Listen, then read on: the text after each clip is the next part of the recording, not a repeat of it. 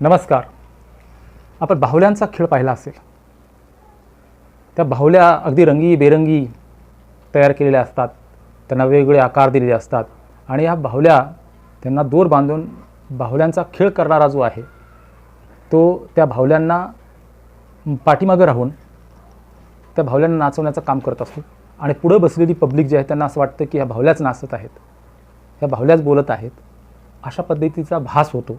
परंतु ॲक्च्युअली तो खेळ करणारा जो आहे तो वर्ण त्या बाहुल्यांना नाचवण्याचं काम करत असतो, त्यांची दोर ओढण्याचं काम करत असतो.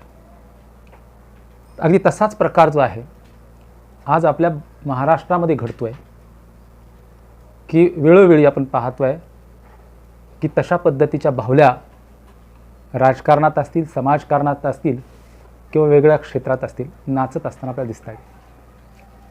मी चर्चा करतो आहे गुणरत्न सदावर्तेंच्या संदर्भामध्ये.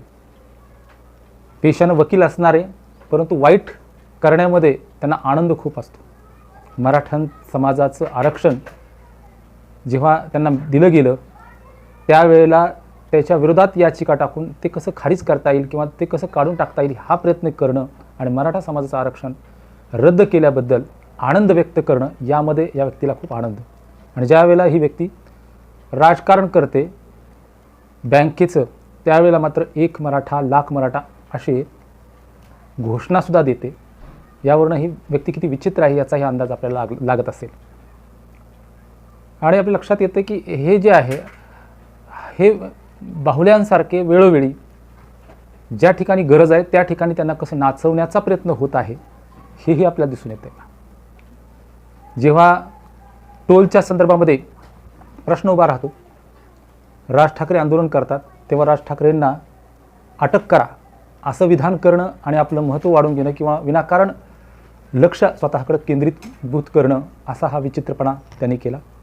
आपण पाहतोय की वेळोवेळी वेगवेगळ्या नेत्यावर गरज नसतानाही ते नेते यांना विचारतही नाहीत, त्या नेत्यावर विचित्र बोलणं.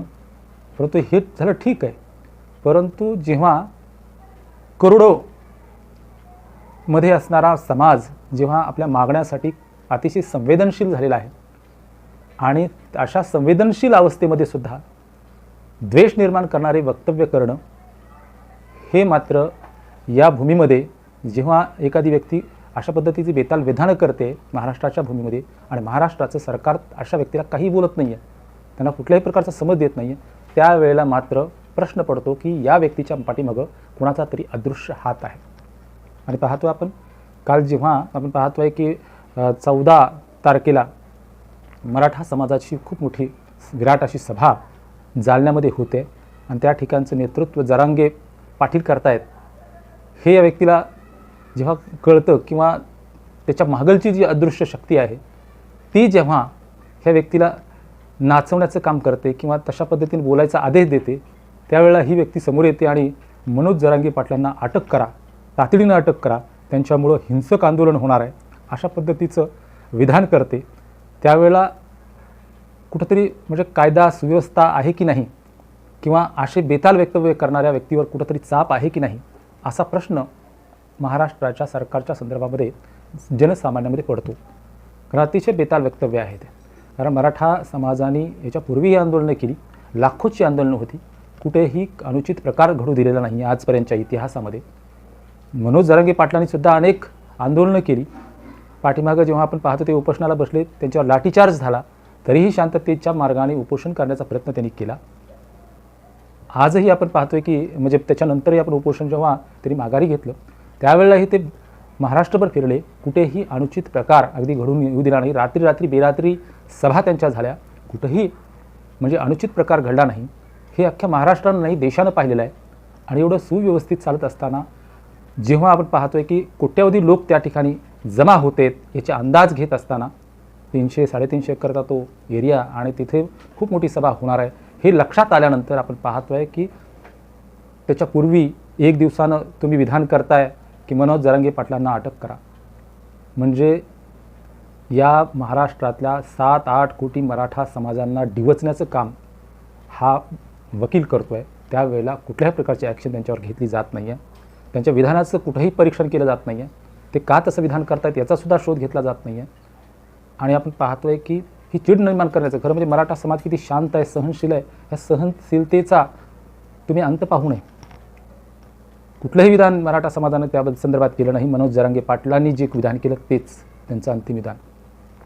आणि या समाजानं शांततेत आपण पाहतोय की 14 तारखेला ते सकाळी अगदी संध्याकाळपासून ते सकाळपर्यंत हे दौरे राहिले. कुठंही अनुचित प्रकार पाहायला मिळालेला नाही.